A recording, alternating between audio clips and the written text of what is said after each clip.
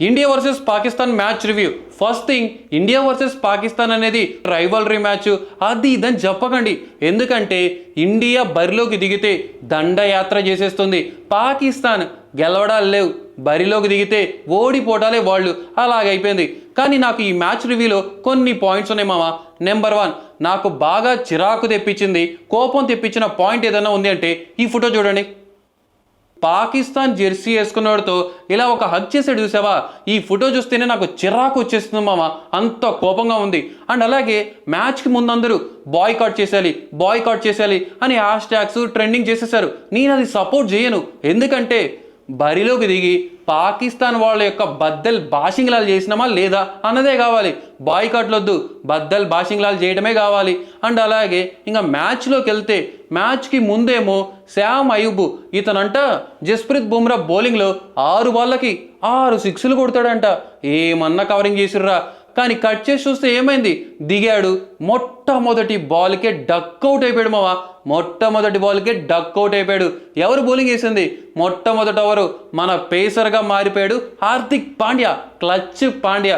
మొట్టమొదటి బాల్కే 6 బాళ్ళకి 6 సిక్స్లు కొడతా అన్న శామ్ అయూబ్ని డక్అవుట్ చేశాడు మావా. ఆ క్యాచ్ పట్టింది కూడా మన జస్ప్రీత్ బుమ్రానే. అలా మొట్టమొదటి ఓవర్లోనే ఫస్ట్ బాల్కే డక్అవుట్. ఇంకా అలా కంటిన్యూ అయిపోయింది ఇండియా మాస్ జాతర. నెక్స్ట్ ఓవర్లో జస్ప్రీత్ బుమ్రా అగైన్ వచ్చాడు, ర్యాంప్ పాడిచ్చేశాడు, ఇంకొక వికెట్ తీసుకున్నాడు. అండ్ పాకిస్తాన్ కెప్టెన్ షో దొబ్బేశాడు మామ. సెప్టెంబర్ 14న ఇండియాకి ఒక సర్ప్రైజ్ ఉంది, అది దాన్ని ఓవర్ దొబ్బేశాడు.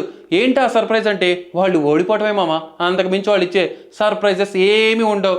ఇంకా ఓవర్ యాక్షన్ కూడా చేశారు టాస్ టైంలో, షేక్ హ్యాండ్ కూడా ఇవ్వకుండా. కానీ ఏమైంది, బద్దల్ బాషింగ్లాలు చేసేసారు మనోళ్ళు అయితే. కానీ నాకు ఇంకొక పాయింట్ ఉంది మామ. Shaheen Shah Afridi as a bowler తను, కానీ హార్దిక్ పాండ్యానేమో లాస్ట్ ఓవర్లో 16 రన్స్ ఇచ్చేశాడు. కుల్దీప్ యాదవ్ బౌలింగ్లో 6 కొట్టేశాడు ఆ షాహీన్ షా అఫ్రీది. అండ్ వరుణ్ చక్రవర్తి బౌలింగ్లో కూడా 6 కొట్టాడు. హార్దిక్ పాండ్యా బౌలింగ్లో 2 సిక్స్లు కొట్టాడు మామ. అదొక్కటే నాకు చాలా పెయిన్ఫుల్ అనిపించిన మూమెంట్. అయితే ఇంకా పాకిస్తాన్ వాళ్ళు అయితే అలా ఏదో కష్టపడి ఒక 100కి పైగా కొట్టారు. వాళ్ళు గనక టాస్ గెలిచి బ్యాటింగ్ ఎంచుకున్నారు. కానీ ఒక్కవేళ వాళ్ళు గనక ఫీల్డింగ్ ఎంచుకుంటే ఇండియా మాస్ జాతర. నేను ఇంగ్లాండ్ 300 కొట్టారు కదా, అలాగ మనోళ్ళు కూడా ఈజీగా కొట్టేస్తారేమో అనిపించింది.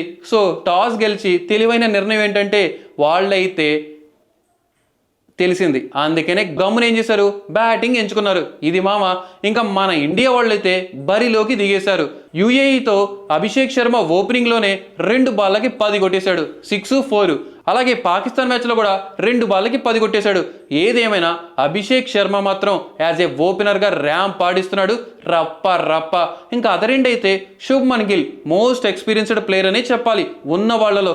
కానీ తను కూడా కొంచెం ఈరోజు ఫెయిల్ అయిపోయాడు.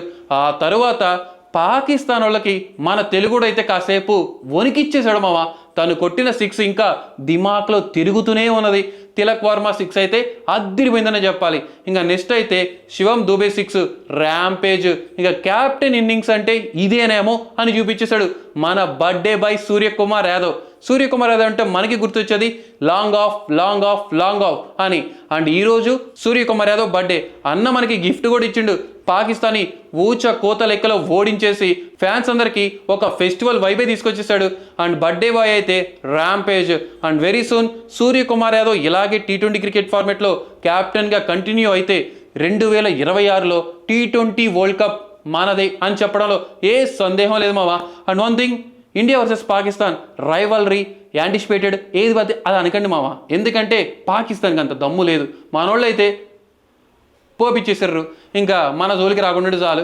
అండ్ ఫైనల్లీ ఇది మామ నా ఒపీనియన్ అయితే. ఇంకా మీకేమనిపించిందో కామెంట్ చేయండి.